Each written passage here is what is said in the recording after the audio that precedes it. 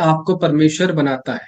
इस बात को यहूदियों ने किसके ऊपर पत्थरबाजी कर रहे थे? यहूदी सारे जो लोग थे वो यीशु मसीह के ऊपर पत्थरबाजी कर रहे थे। किसके ऊपर? यीशु मसीह के ऊपर, जो जिसको परमेश्वर ने भेजा है, जिसको परमेश्वर ने भेजा। लेकिन ये क्या कर रहे थे? उसकी बातों को सुनकर उसके ऊपर पत्थरबाजी कर रहे थे, उसको मार रहे थे, पीट रहे थे। लेकिन वो कौन था? एक प्रभु का जन था, यानी प्रभु का ही दास था। लेकिन लोग क्या बोल रहे थे? यानी यीशु मसीह को क्यों मान रहे थे? वो यीशु मसीह को क्यों पथराव कर रहे थे यहूदी लोग? क्योंकि वो यीशु मसीह को जिस तरह से चलाना चाहते थे उस तरह से यीशु मसीह नहीं चल रहा था। हालेलुया।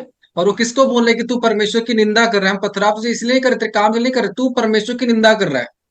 कौन बोल रहे थे? यहूदी लोग। और यीशु मसीह कौन था? परमेश्वर का पुत्र। और किसको पत्थर मार रहे थे? यीशु मसीह को पत्थरबाजी कर रहे थे, जो कि परमेश्वर का संतान है। यहाँ पर यीशु मसीह का गलती है? यहाँ पर यीशु मसीह कोई छोटा इंसान है?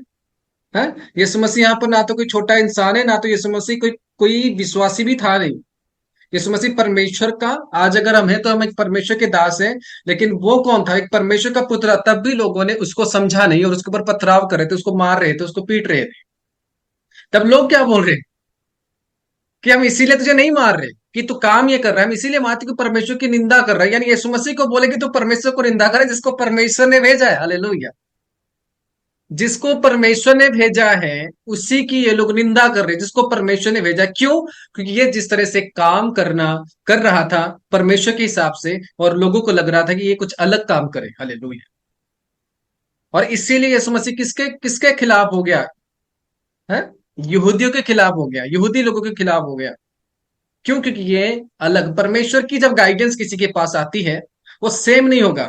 इस समय पर लोग क्यों यीशु मसीह के ऊपर पथराव कर रहे थे? क्योंकि यीशु मसीह व्यवस्था के अनुसार नहीं चल रहा था। मूसा की व्यवस्था थी उस समय पर, और व्यवस्था के अधीन पर वो नहीं चला था, परमेश्वर की आत्मा के अधीन पर चला था। आमीन। जब कोई व्यक्ति परमेश्वर की आत्मा के अधीन पर चलता है, उसकी गाइडेंस, उसकी वर्क सबसे अलग होती है। हालेलुया। समझ रहे हो मेरी बात को?